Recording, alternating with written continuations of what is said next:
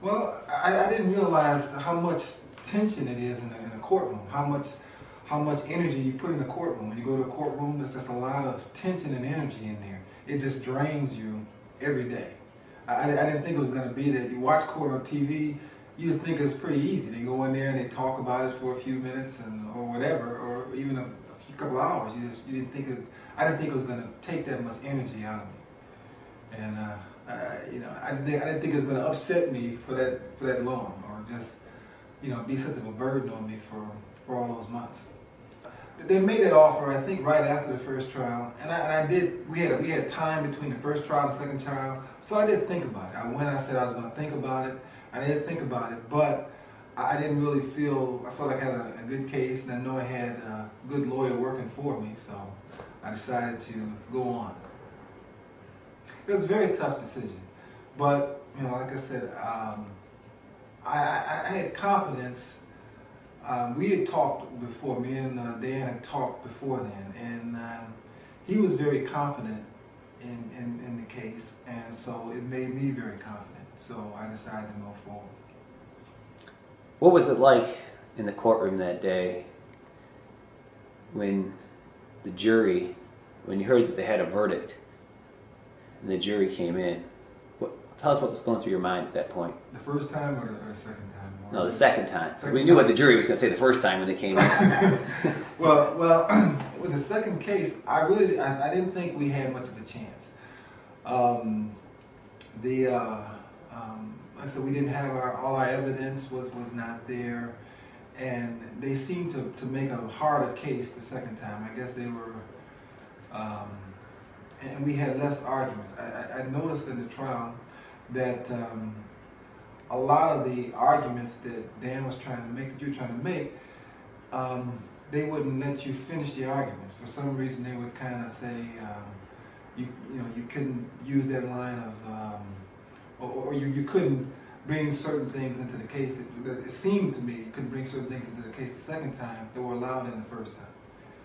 You spent a lot of time, and maybe you don't have to take off, but you spent a lot of time talking to the judge and doing a lot of sidebar conversation, because it seemed like there was certain things you just couldn't, you didn't seem like you had this, they didn't allow you the freedom in the second trial as you had in the first trial. That was my perception of it.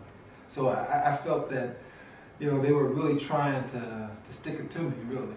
And so, and I think they were trying to use all the power they had. And so I didn't feel as good about the second time as the first time. On top of it, the second jury came back very quickly. I think it was only maybe a couple of hours or so. It wasn't even that long. It was like 25, 30 minutes. We were in and out. Yeah, because it was before lunch. Yeah, because right. We thought we were going to come back after lunch, and this was like even before lunch, and they called us back. So I said, oh, wow, he just, and the last person you hear in the trial is the prosecutor. The prosecutor, he made his case last. So it seemed like that was the last thing that was on the jury's mind. And it seemed for them to come back so fast, it just seemed like it was, originally I thought it was a bad sign. When did your thoughts change? Well, when they spoke the verdict, my thoughts changed. But up until then, I really thought it was bad. I thought it was bad because they came back quickly. The prosecutor had kind of hammered home his case. He actually was more animated in the second trial. I don't know if you remember the second trial when he was making his final argument. He was actually, he got more animated into it, and you never know how it's going to affect the jury. And the jury was listening to all of this, and then 30 minutes later, we're coming back with a verdict. I didn't feel good. But when you heard the two words "not guilty," did you start feeling better? Oh, I felt very good. A whole lot better. I mean, it was great after hearing the not guilty. I mean, it was awesome. I don't know how to express it, but I have a lot of faith too. I have a lot of faith, and I think I prayed about it, and I think the prayers were answered. I think they were too. So, what else can I say?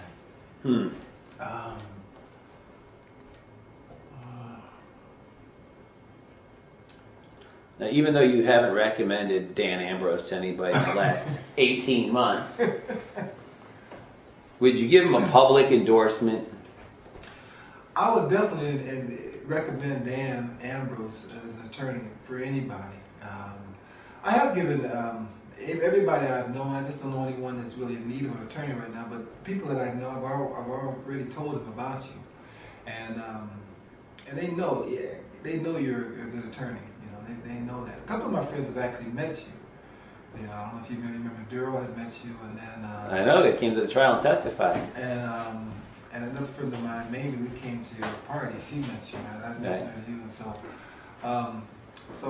and I've talked you up.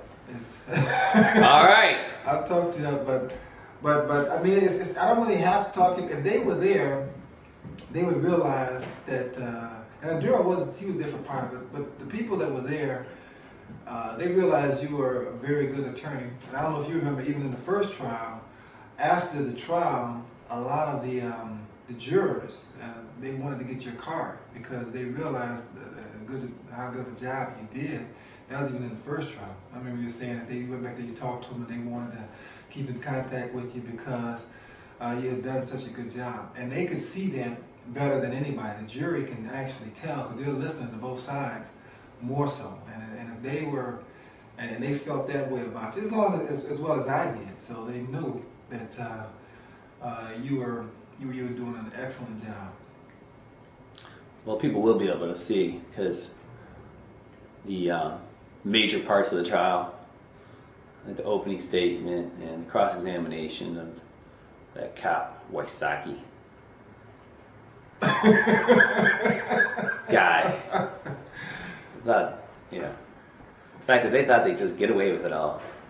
So people will be able to see it on,